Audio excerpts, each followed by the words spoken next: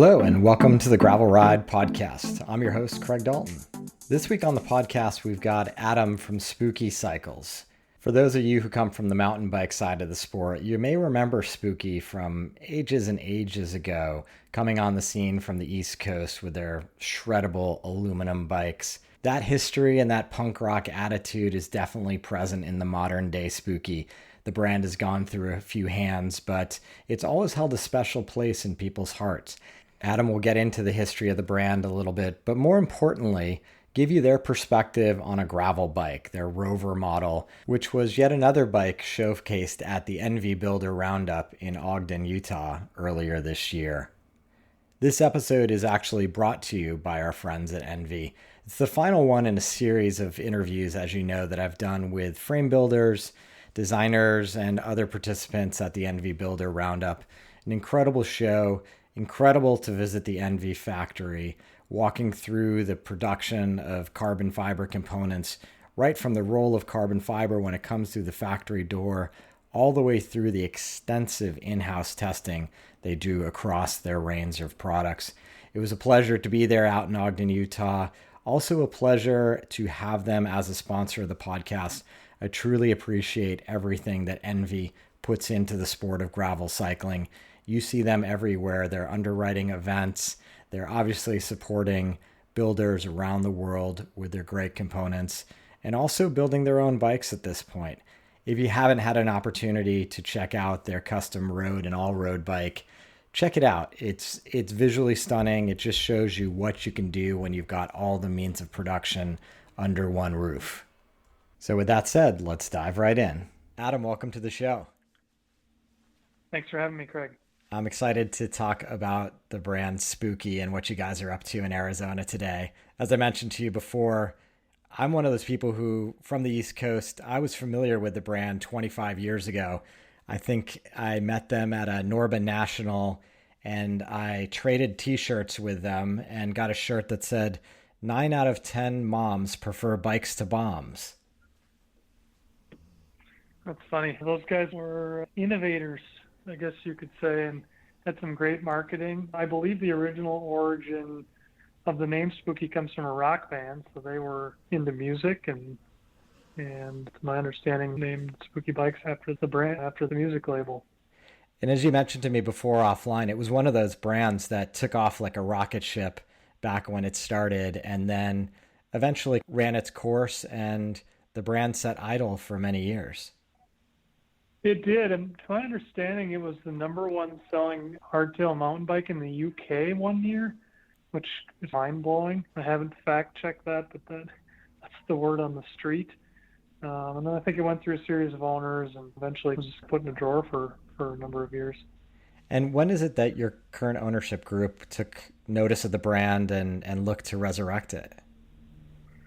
So we had a friend that did the heavy lifting of tracking down who had it. He was a fan from back in the 90s and was a interesting guy that was just wondered what happened and looked into it. And I believe he tracked down an attorney that had either worked with, whoever the last owner was, and essentially worked out a deal to acquire the name and the rights. And then, as I mentioned earlier, hooked up with Frank the welder, who was the guy that was welding the frames way back from the beginning.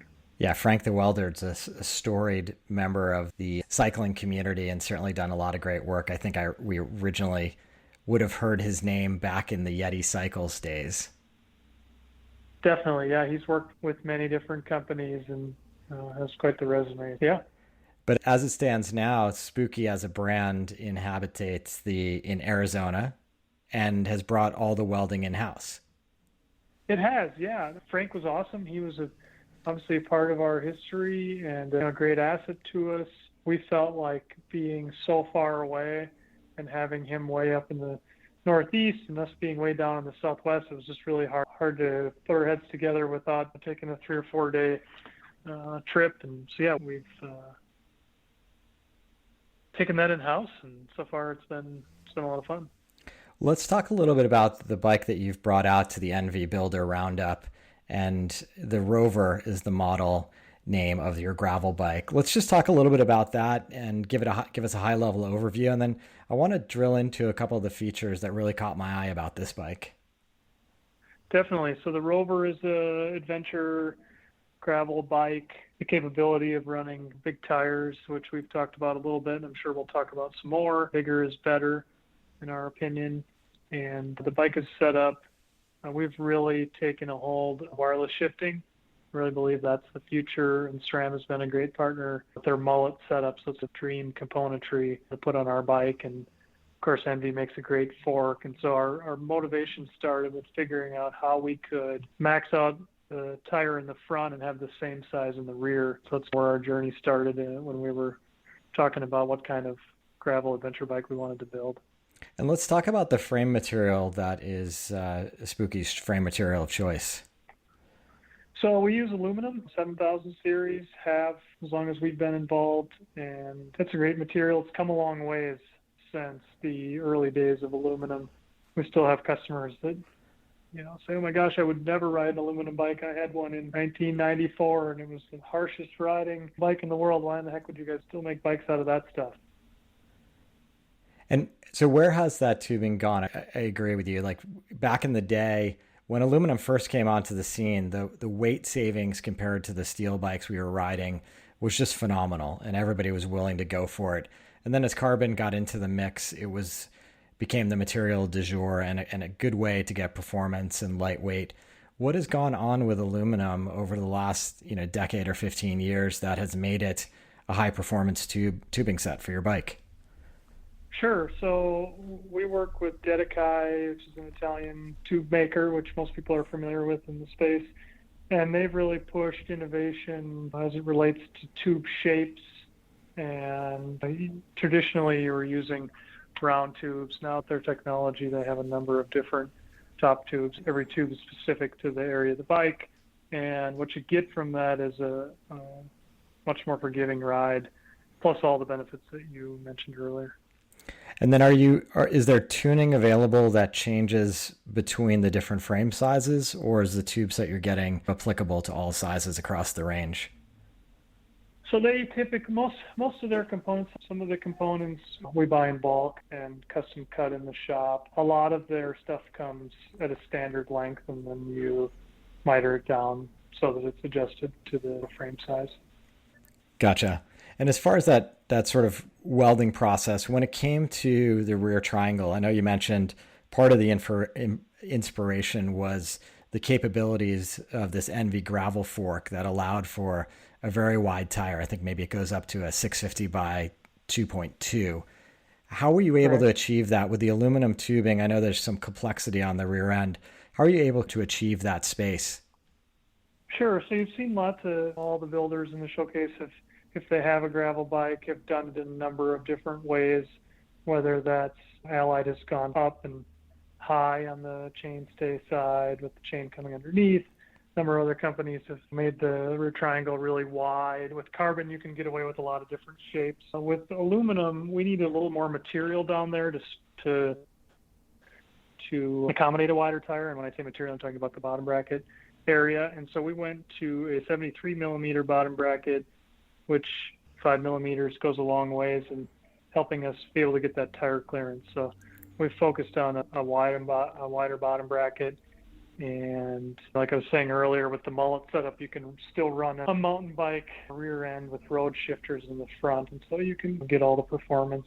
And that really wouldn't have probably been that much of a possibility 2, 3, 4 years ago, trying to run mechanical shifting and getting road and mountain to play well together.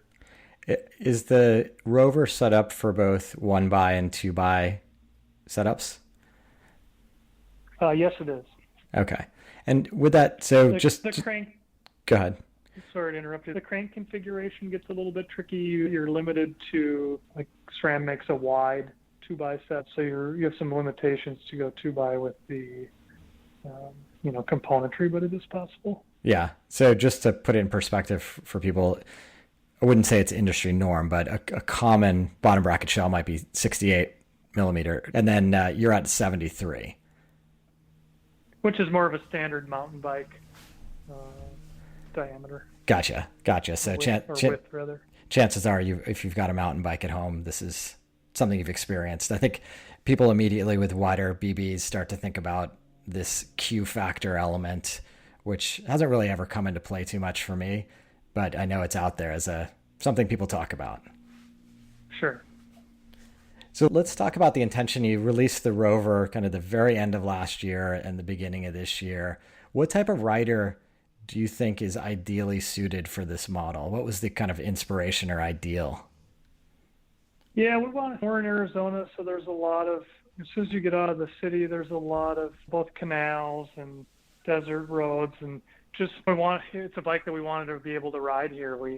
I grew up riding on the road, and it always felt like, oh, it'd be so great if we could just do that last couple miles, or instead of riding on a bunch of bad roads, we could take a shortcut and cut through some areas and get to the area we wanted to go. But you don't want to ride a mountain bike on the road. So really this bike was the bike that you could do it both on the road and you could take it off-road without giving up a whole lot of speed and comfort.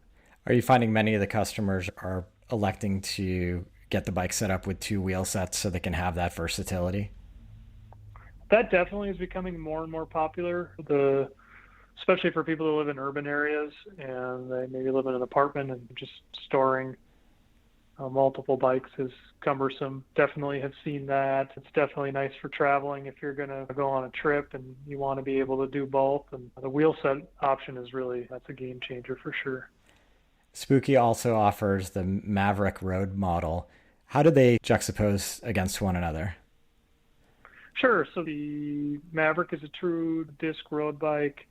We, as we talked about earlier, believe in larger tire diameter, so that can go up to a 32. It's definitely going to be a more aggressive geometry. We even have a local amateur team here that's riding the Mavericks right now, and unfortunately they're not riding them at all right now due to any races due to COVID for the last year, but they will be when things get back up and going. And that's a fast road bike, where the Rover is much more adventure, do everything that the Maverick can. Yeah, exactly. So let's talk a little bit about what that process was like for you, just organizationally, as you decided to bring the welding in-house. That seems like a major shift in the business. What was that like, and how have you felt the end results have transformed the opportunity for the business? Sure, great question.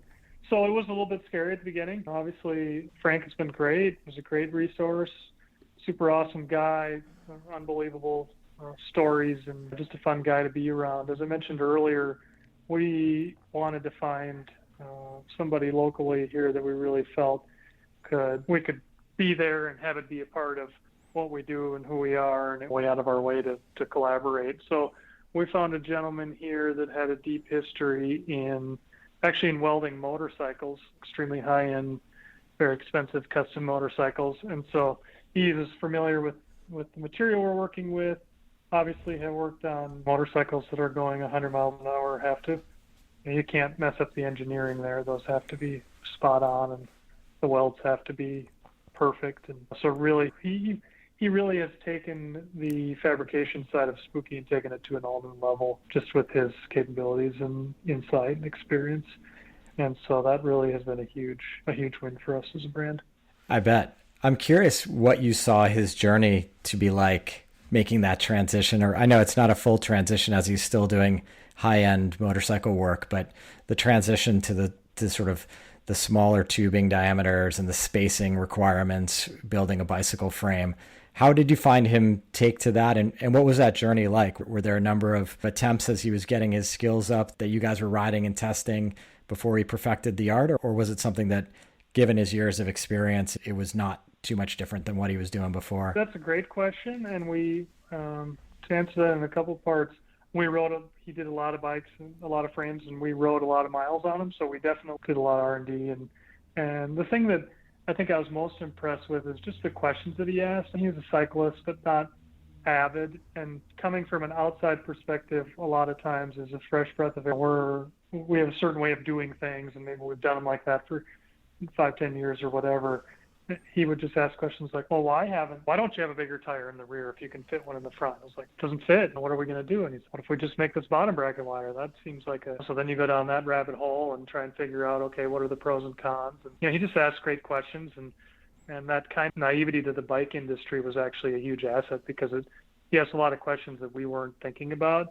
And then as I also say, he also is a big stickler for trying to make things simple from a design or from a fabrication standpoint. One small thing that we did, not to get too far in the weeds, but we had custom dropouts made for the rear end.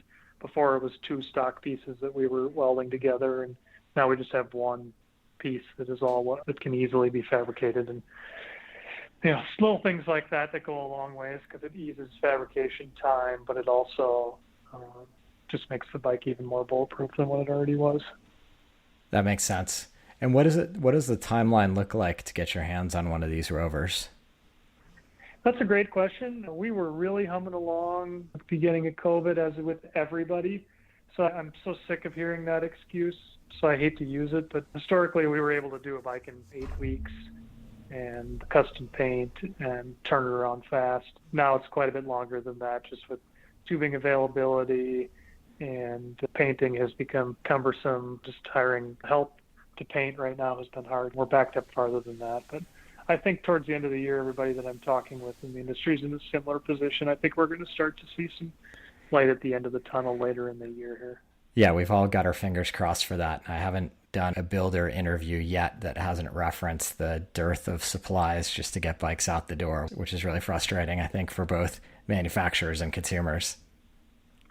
Yeah, it definitely has. We've seen it on all aspects of the business, and some of the full build stuff that we've done. I have 10 sets of left-hand shifters, but I don't have any right-hand shifters. I mean, just weird stuff that you can't. We joked about putting on shifter, one on backwards, just so that somebody could at least go, spin around the block. But getting ridiculous out there. And then I had a follow-up question on your paint process for a would-be customer. Is it full custom options, or do you just have standard options available? So we have standard options available at our set retail prices. Custom is an option. We work with 2 paint partners locally that do awesome work, and we've done a number of customs in the past, but obviously that's a added expense and usually some added time because those customers want something special. And yeah. And then for the Rover, I noticed on the site you've got, 6 different size options. Are those stock options, or do you also have custom capabilities? We focused on stock options at this time. There's definitely been some conversation around custom, but we're honestly not there yet with our fabrication process. And one thing that you asked about earlier that I didn't totally finish on, but we've really gotten good at our setup process on those standard sizes so that it's a quick setup. Custom just adds a whole nother level of when you're setting up the jig and you're getting ready to make the frame. It does add a fair amount of extra work. And so we've talked about it. It's definitely in our annual conversation agenda, but at this point we're just going to stick with standard sizes. Yeah, I bet that makes a ton of sense. And I appreciate you actually jumping in a little bit on the business and the economics of running a bike business, because I think it is important for consumers to know and understand that, yes, it's easy to think about, you've got all the equipment, you can weld a custom bike up for me. But operationally speaking, it does add this whole new layer of complexity and customer support and customer conversation that needs to happen.